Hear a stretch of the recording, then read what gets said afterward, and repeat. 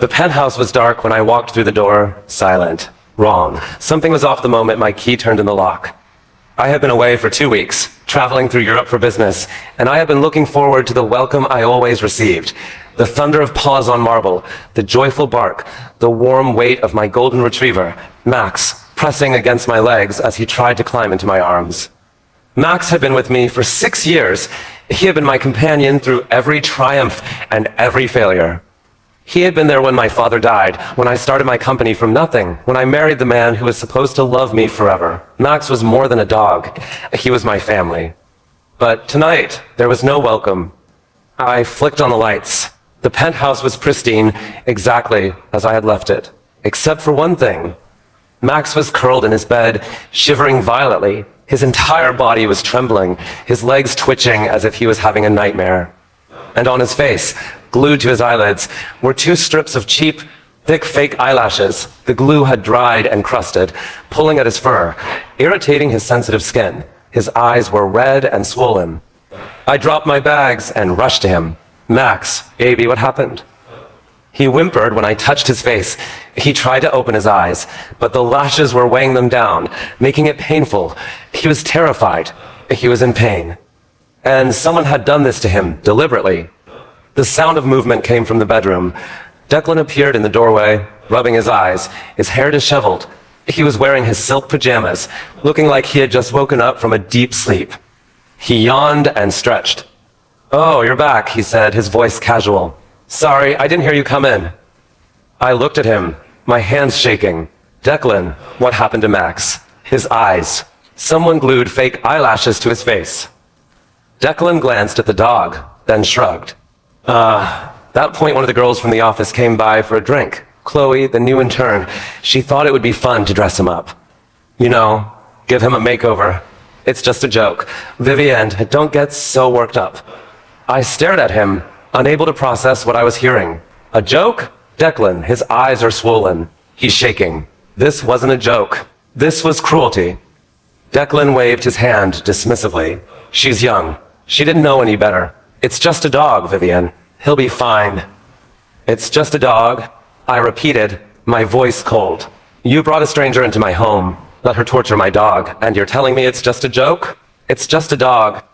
Declan sighed, the way he always did when he thought I was being dramatic.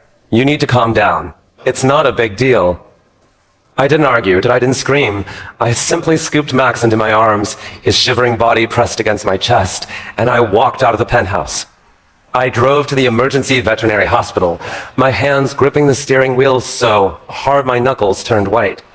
The vet confirmed what I already knew. The glue had caused a chemical burn on Max's eyelids. He would need medication. He would need rest. He would need time to heal. I held Max in my arms as the vet cleaned his eyes, the small whimpers of pain cutting through my heart like a knife.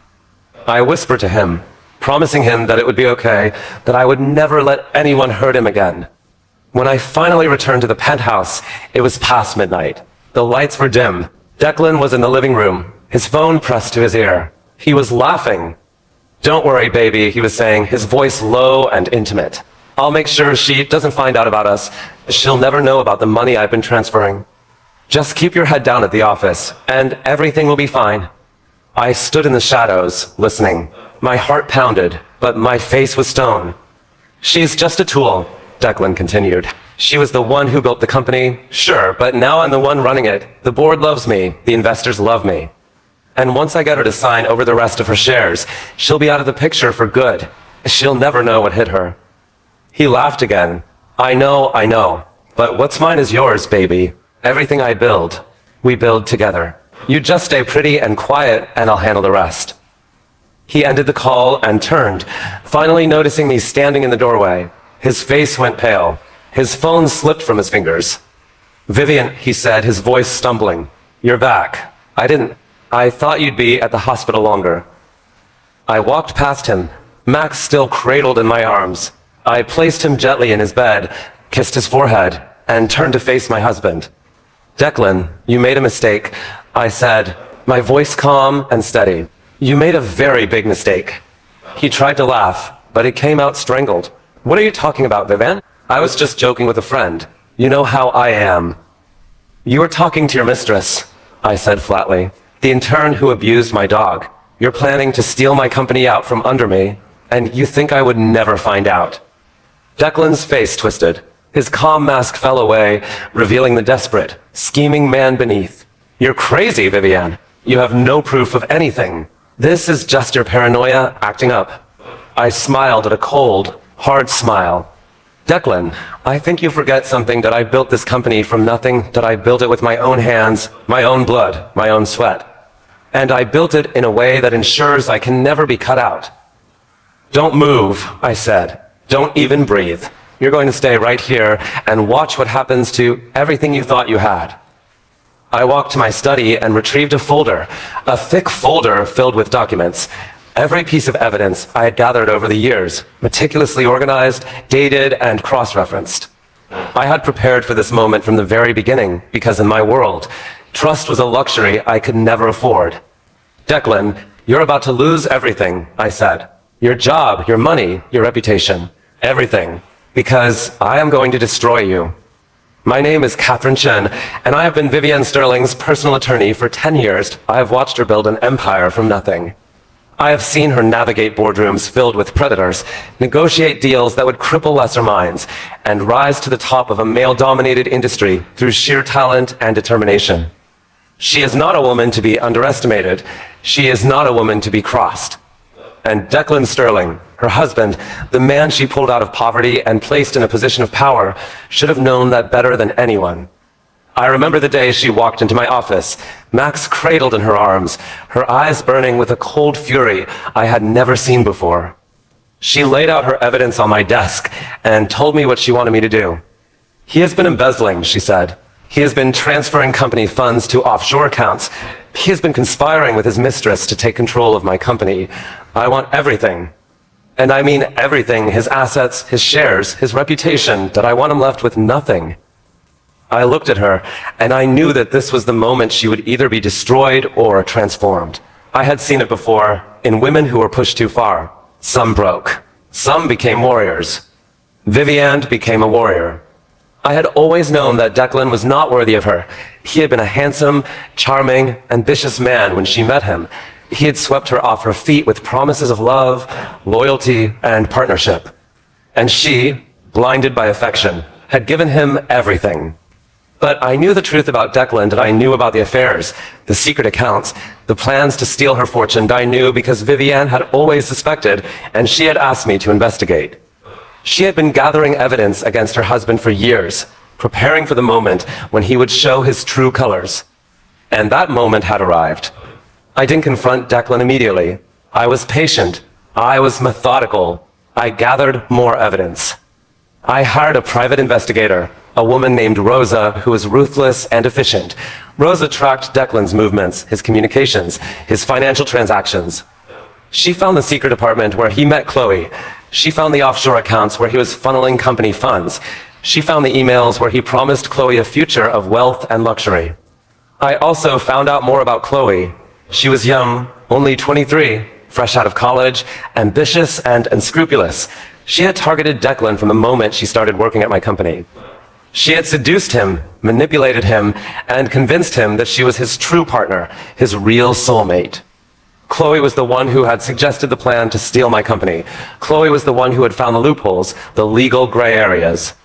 Chloe was the one who had encouraged Declan to embezzle, to defraud, to betray everything I had built. And Chloe was the one who had glued fake eyelashes to Max's face. It wasn't just a thoughtless prank. IT was a calculated act of cruelty. Chloe knew how much I loved Max. She knew that hurting him would hurt me. She wanted to send a message. She was taking over my life, my home, my everything. She was wrong. When Vivian showed me the evidence against Chloe, I was impressed by how quickly she had gotten it. Not just the affair, not just the embezzlement, but the entire conspiracy. Chloe had been working with Declan to defraud Vivian for years, planning to take everything from her and leave her with nothing. You have enough here to destroy both of them, I told her. Not just legally, but publicly. Their reputations will be ruined forever. Vivian nodded. I don't want to just destroy them, that I want to humiliate them.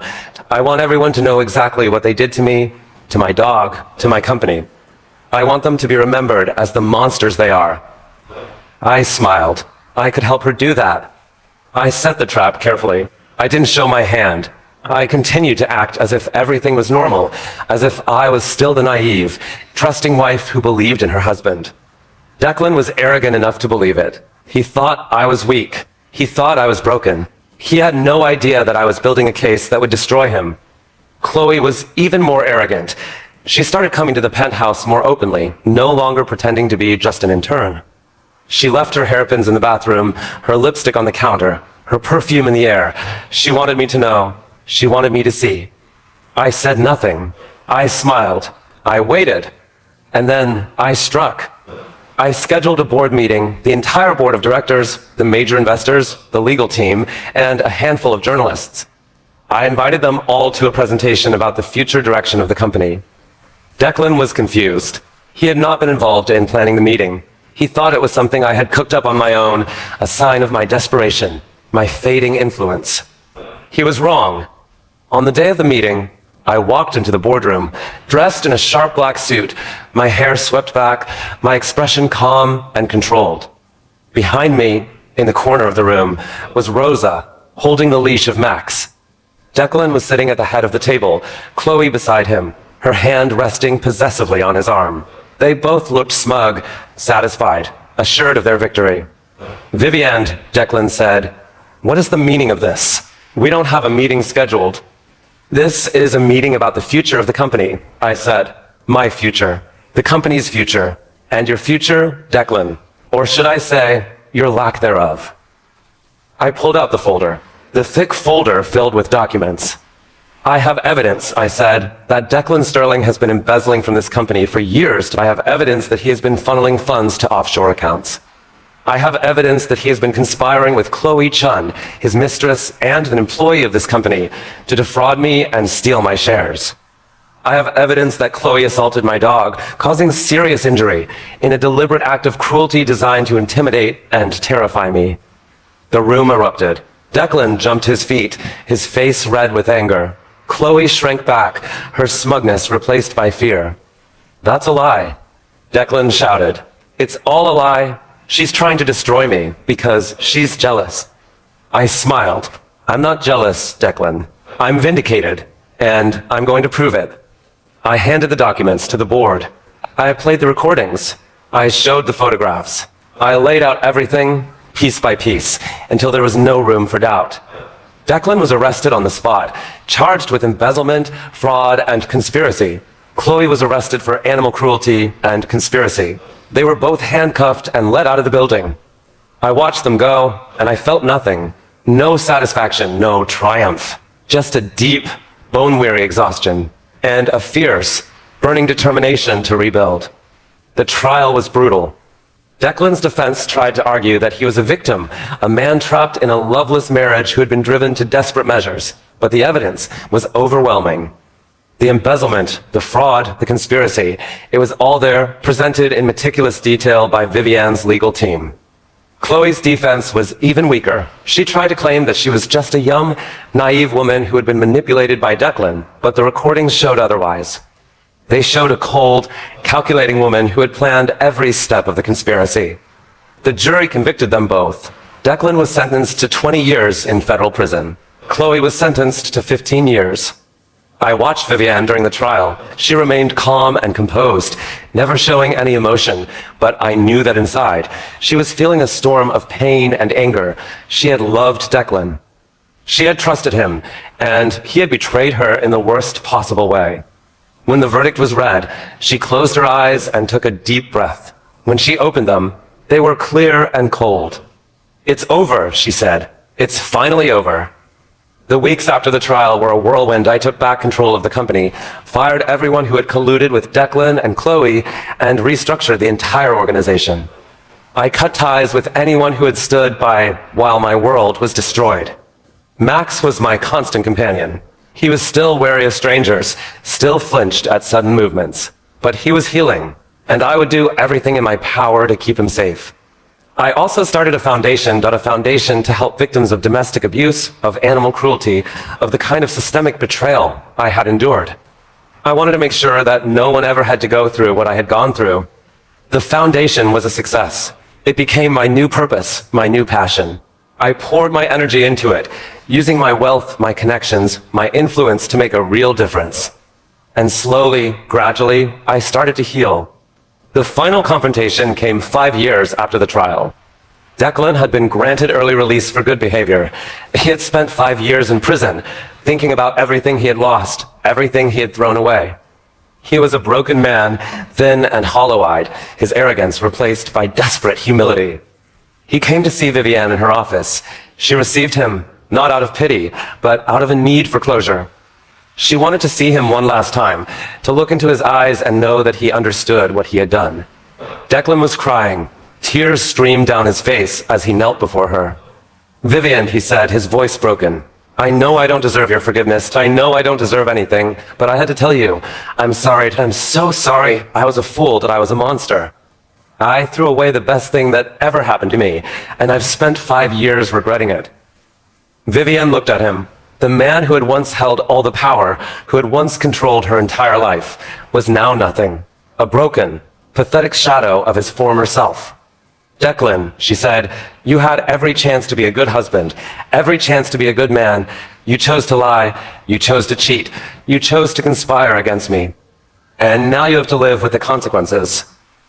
He looked up at her, his eyes filled with desperate hope. "Please, Vivienne, give me another chance. I'll spend the rest of my life making it up to you." She looked down at him, and she felt nothing. Not pity, not anger, not even satisfaction. Just a quiet, peaceful emptiness. "Declan," she said, "I don't need your apologies. I don't need your love. I have everything I need. I have myself. I have my work. I have my dog. And you have nothing but regret. Goodbye." She turned and walked away. She didn't look back. She didn't need to. I have rebuilt my life from the ashes of my marriage. I have built an empire, a foundation, a legacy that I've helped countless women who have been through what I've been through. I have found peace, purpose, and happiness. Declan is still out there somewhere, a ghost of the man he used to be. Chloe is still in prison, paying for her cruelty. Their names are forgotten, their reputations destroyed. And I am free, truly, deeply free. Max is old now, his muzzle gray, his eyes cloudy, but he is still my constant companion, still my source of comfort, still my reason for fighting. I look out at the city from my penthouse window, the city I built, the city I conquered, and I smile.